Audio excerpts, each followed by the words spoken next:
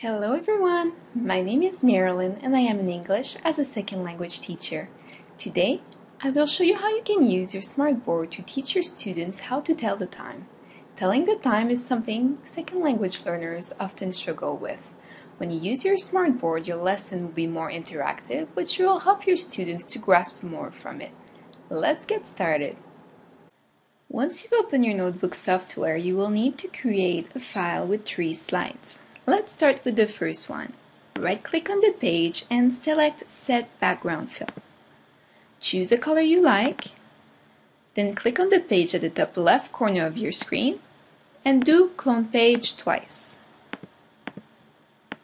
Like this, you will already have 3 slides with the right color background. The first page is your title page. Click on the A at the top of the screen, choose a font and then a color you like, and click on the screen to create a text box. Type in your title, telling the time, and then make sure it's well centered on your screen, like this. Click on the canvas at the left of your screen, it's your gallery, and then type in clock. Choose a clock you like and just drag it on your screen, like this. You can always adjust its size by clicking on the gray circle right here, but for this you will need to set the arrow first. You can also move the clock wherever you want, like this, and your title page is now ready. The second slide is to teach your students how ends are called in English. So you'll need first to insert a picture of hands. There are some right here. So don't forget to insert 1 hour hand and 1 minute hand. Then simply put them in the horizontal position, like this, and like this. You can always make them a bit bigger, but make sure you have one that's slightly bigger so they know which one is the hour hand and which one is the minute hand. Then you want to insert a table. Click on the table icon at the top of your screen, right here, and insert a 2x1 table. Make it a bit smaller so it can fit right next to your hands, and just move it right next to them, right here.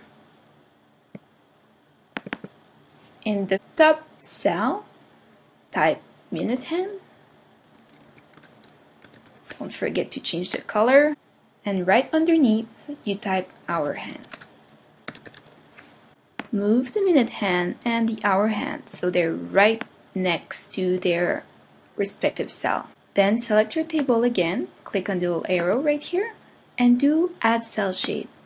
Do the same thing for the cell underneath. Only reveal the answer when you are in front of your students. To make it fun, try to have them guess how these little guys are called in English. You will simply have to click on the cell to show them the answer. The third slide will be a bit like a giant puzzle. The first thing you want to do is insert an empty clock. There is one in the gallery under clock. Right here, see there's no hands. You can make it slightly bigger, but not too much because many elements will be added right next to it.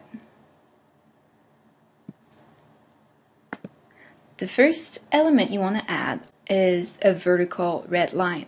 Click on the icon between the A and the eraser and choose the red line. You can do one vertical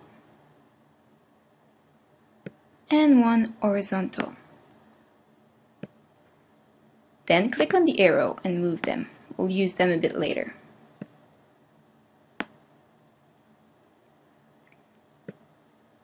The next thing you want to do is add 6 text boxes.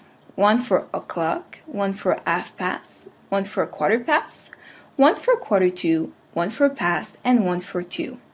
I'll do o'clock for you and half past, and then I'll let you do the rest. Make sure the text is black though, so it shows well when you put it on your clock.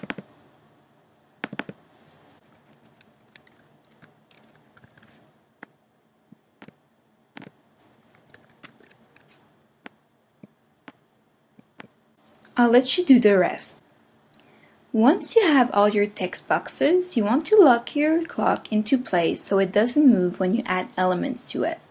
Select the arrow at the top of the page, right-click, and do lock, and lock in place.